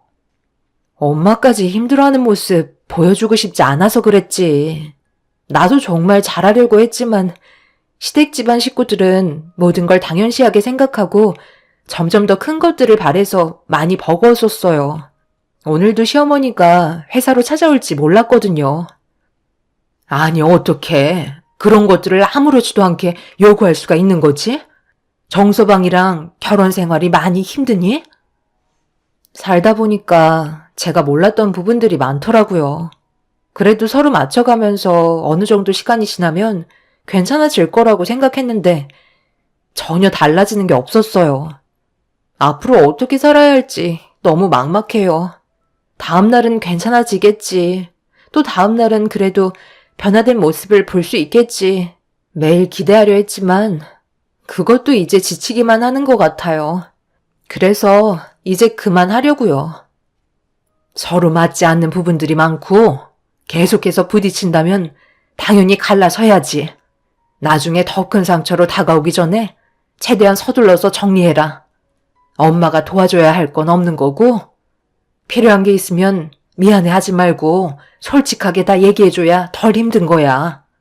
그래서 엄마가 옆에 있는 거고 그동안 이렇게 힘들었었는데 아무것도 몰랐다는 게 엄마로서 너무 마음이 아프다. 딸은 걱정 끼쳐드려 죄송하다며 제 앞에서 눈물을 보이고 말았어요. 워낙 강한 모습만 보여주려고 행동하며 살아왔던 딸이 얼마나 힘들었으면 제 앞에서 눈물까지 보이는데 그걸 보고 있던 저는 속에서 천불이 나고 있었네요. 그날 이후 딸은 이혼을 준비하기 시작했고 사위는 받아들이기 힘들었는지 절대 이혼만큼은 안 된다며 저희 집에까지 찾아와 제 딸을 설득해달라며 결혼 생활이 고작 3년밖에 안 돼서 여러 가지로 서로 맞춰가는 기간이니 이해해달라는 말을 꺼내고 있었습니다. 이미 내 딸이 그동안 많은 배려를 해준 것 같은데 자네는 조금도 고쳐지지 않았다며? 거기에다가 사부인이 그동안 정신적으로 상당히 힘들게 했었는데 내 딸의 편을 들어주기는커녕 그냥 뒤에서 지켜만 보고 있었다는 게 너무 화가 나네. 아무리 그래도 그렇지. 둘은 평생을 함께할 사이 아닌가? 누구보다 서로를 믿고 의지해야 될 사이인데 내 딸에게 상처를 줘? 3년 동안 변화되지 않았으면서 앞으로는 달라질 거라고? 더는 믿어줄 생각 없으니 여기까지 하는 걸로 하게. 그렇게는 할 수 없습니다. 저는 아직까지 저 사람을 진심으로 사랑하고 있다고요. 시간이 지나면 좋아질 수 있습니다. 좋아질 수 없을 것 같으니까 이혼하자는 거야. 당신이 그동안 나한테 보여줬던 것들을 생각하면 더 이상 믿음이 가지 않아. 내가 힘들 때 옆에 있어줘야 할 사람이 나는 뒷전이었잖아. 오로지 당신 가족만 챙기기 바빴지. 그렇다고 우리 엄마한테 조금이라도 신경 쓴 적 있었어? 한 번도 없었잖아? 작은 선물조차도 해주지 않았으면서 이제 와서 뭐라고? 잘할 수 있겠다고? 지금까지 그렇게 해오지 않았는데 당연히 변화될 수 없겠지. 며칠 지나면 분명 똑같아질 거야. 나는 저번에 어머님이 회사에 찾아오셔서 해외여행 경비로 3천만 원 요구할 때 당신이랑 이혼하기로 결심했어. 이렇게는 더 이상 못 살 것 같아. 당신이 하는 대로 전부 다 할 테니까 우리 조금만 더 시간을 가져보도록 하자. 엄마 문제는 내가 해결하면 되잖아. 딸은 그동안 안 좋았던 감정들이 많이 쌓여 있었는지 사위한테 눈물을 쏟아내면서 불만을 털어놓고 있었습니다. 감정의 골이 이렇게까지 깊어져 있는 딸의 정신 상태가 너무 걱정이 되었었어요. 그동안 힘들게 일만 해오던 딸이 늦은 나이에 결혼을 해서 한 남자에게 정착을 하고 싶어 했지만 자기가 생각했던 거와 다르게 흘러가는 모습들을 바로잡고 싶어서 그동안 버티고 있었던 것 같았습니다. 요즘 세상 이혼은 아무것도 아니라지만 제 딸에게 있어서 이혼은 너무나도 힘든 결정이었고 그래서 3년의 결혼 생활 동안 놓지 못하고 있었던 거였죠. 이미 완전하게 닫혀버린 딸의 마음을 다시 열 수 없다는 걸 저는 알고 있었는데 사위가 저희 집에 올 거라고 미리 사돈 집안과 얘기를 주고받았는지 사돈 식구들이 저희 집에 찾아와선 초인종을 눌렀네요. 사태가 심각해지기 전에 알아서 잘하면 될 것을 발등에 불이 떨어지고 나서야 급하게 수습하려는 모습이 정말 한심해 보였습니다. 현관문을 열자마자 사부인은 다짜고짜 제 손부터 잡았어요. 아이고, 사부인, 다 제 잘못입니다.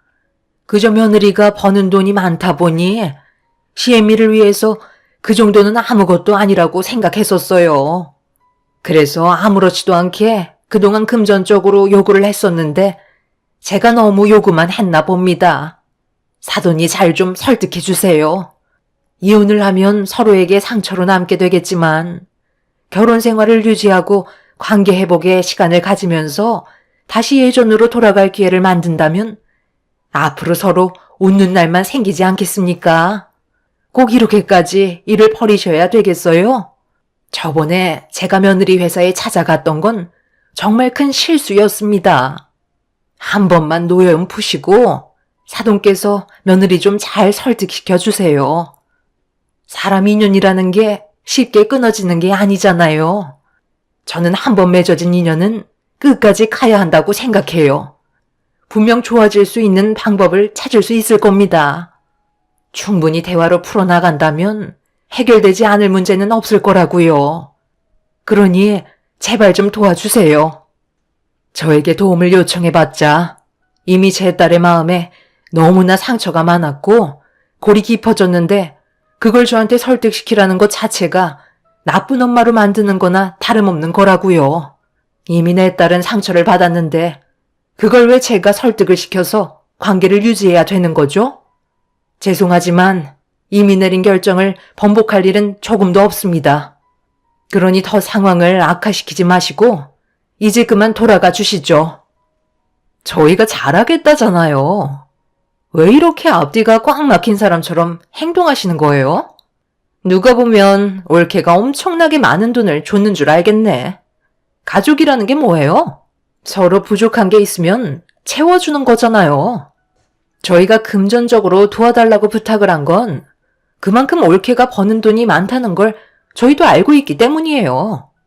세상 떠날 때 싸고 갈 것도 아닌데 그것 좀 쓴 거 가지고 이혼까지 갈 문제인가요? 올케, 내 말이 틀렸어? 가족한테 쓰는 돈이 그렇게 아까웠던 거야? 다들 저를 뭘로 생각하고 계신 건데요? 가족이라고요? 저를 단 한 번이라도 가족으로 생각했던 적이 있었어요? 그냥 이용해 먹는 수단으로밖엔 안 봤잖아요.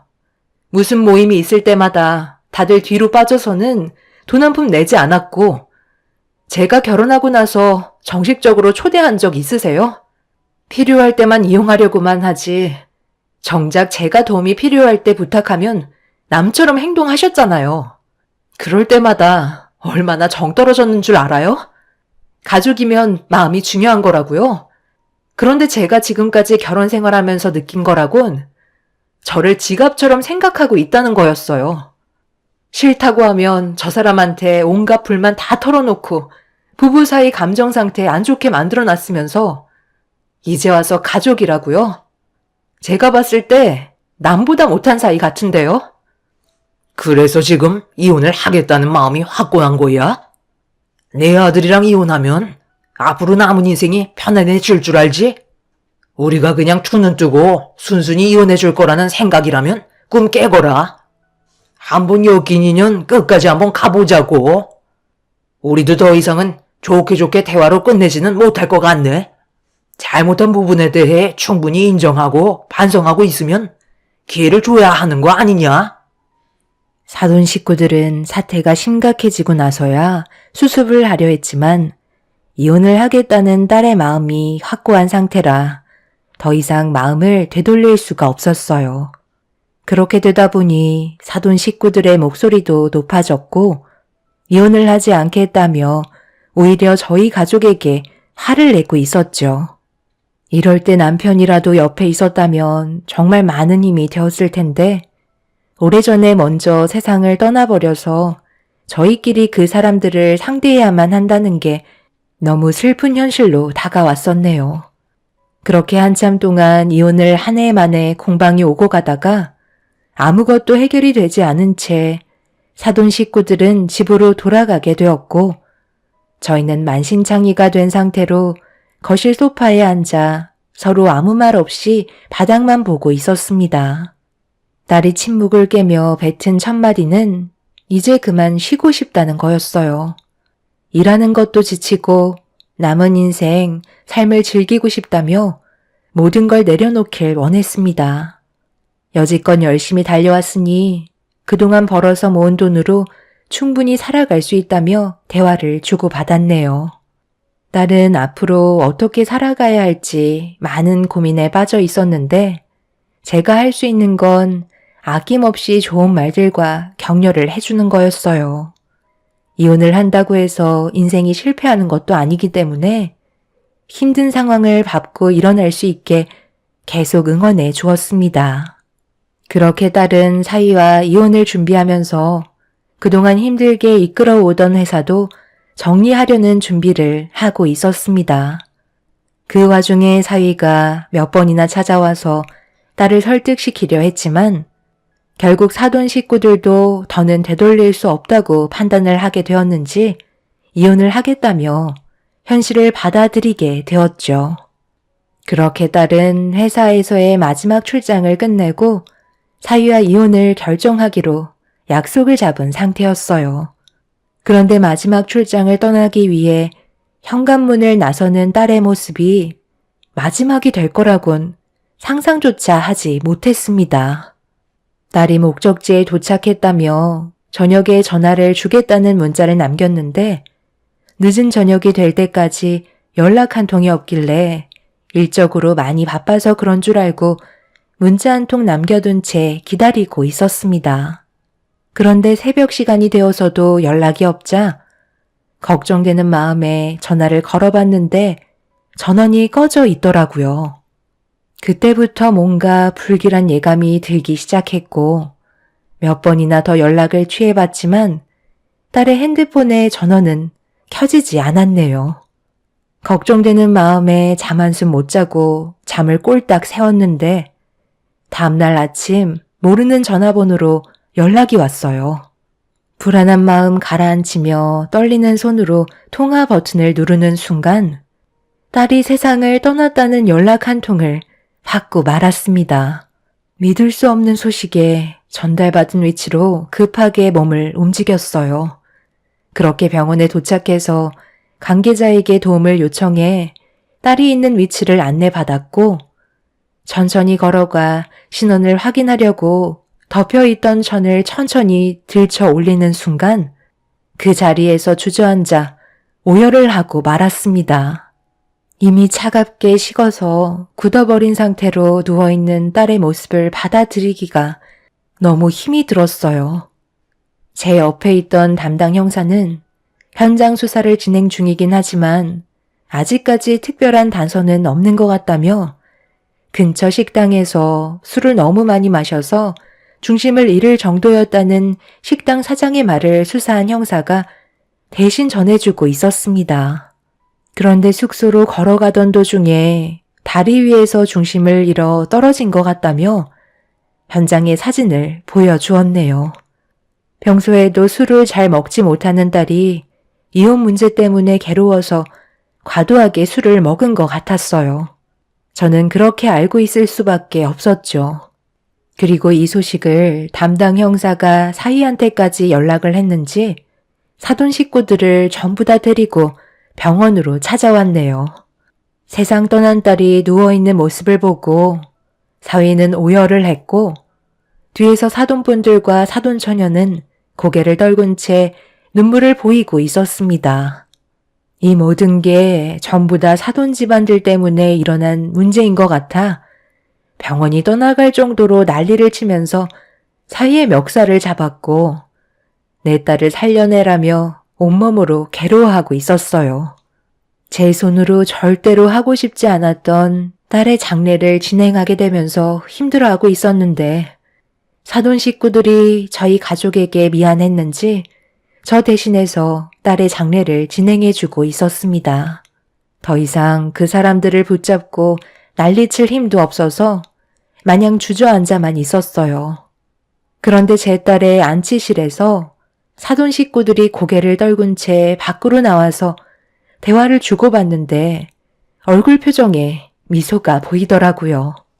사위는 주변을 살피면서 표정 관리를 해야 된다며 자기 얼굴을 직접적으로 뺨을 올려붙이고 있었습니다.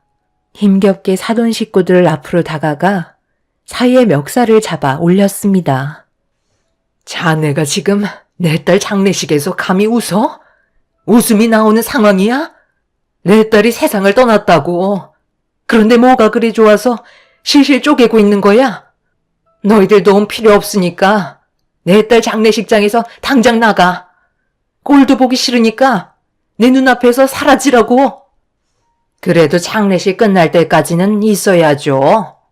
사람 앞날 아무도 모른다더니 어떻게 이런 끔찍한 일이 벌어질 수가 있는지 저희도 솔직히 처음에는 너무 놀라서 눈물을 쏟긴 했지만 지금 생각해보니까 이렇게 된 건 전부 며느리 잘못이었잖아요.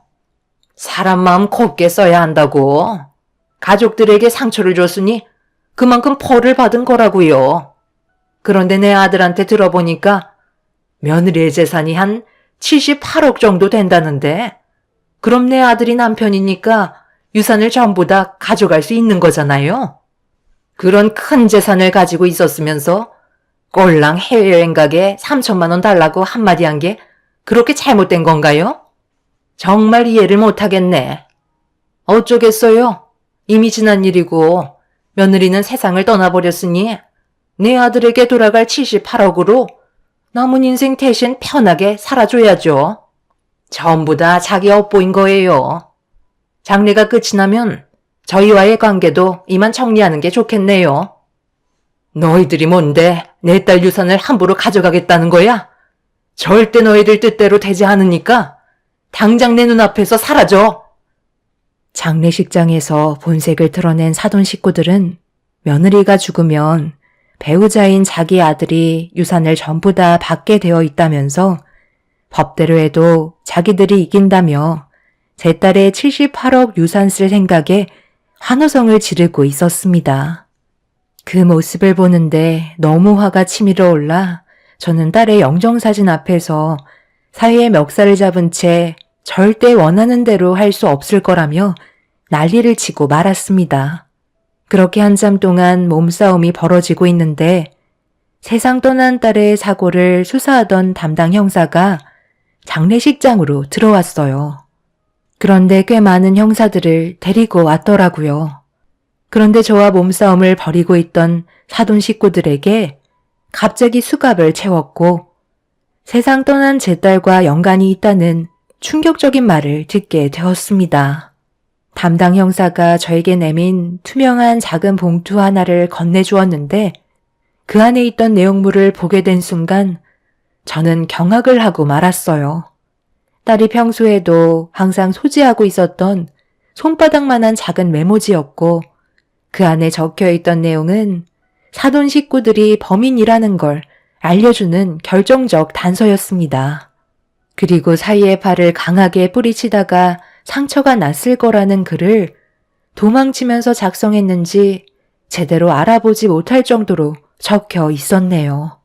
저는 사위의 발을 급하게 걷어붙였고 충격적이게도 손톱 자국이 선명하게 긁혀 있었습니다.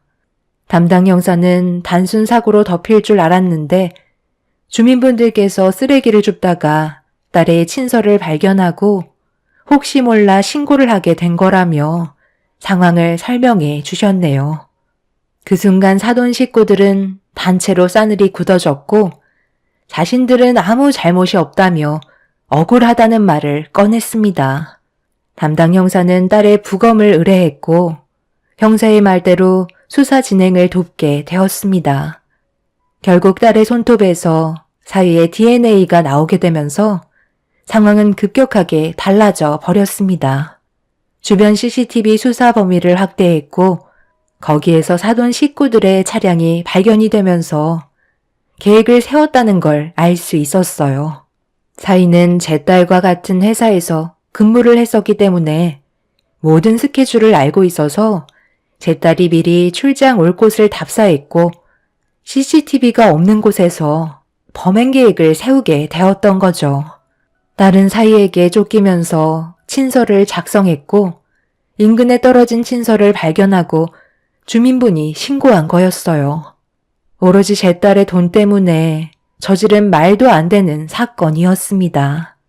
결국 사위와 사돈 식구들은 계획적 범행이라는 죄질로 인해 무거운 법적 처벌을 받게 되었고 직접적으로 행동을 저지른 사위는 징역 17년형을 받게 되었습니다.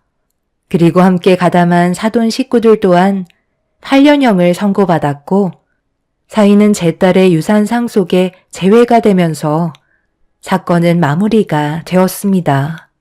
하마터면 묻힐 뻔했던 사건이 밝혀져서 그 사람들을 처벌할 수 있었지만 제 마음은 조금도 풀리지 않았어요. 한평생 애지중지하며 키워온 제 딸은 이미 세상을 떠났기 때문이죠. 그날 이후 저는 지금까지 힘들게 살고 있는 상황입니다. 앞으로 어떻게 살아야 할지 모르겠네요. 자식을 먼저 떠나보내신 분들은 남은 인생을 어떻게 살아가시는지 알고 싶습니다. 제 사연을 들어주신 분들, 오늘 하루도 행복하시길 바랍니다. 감사합니다.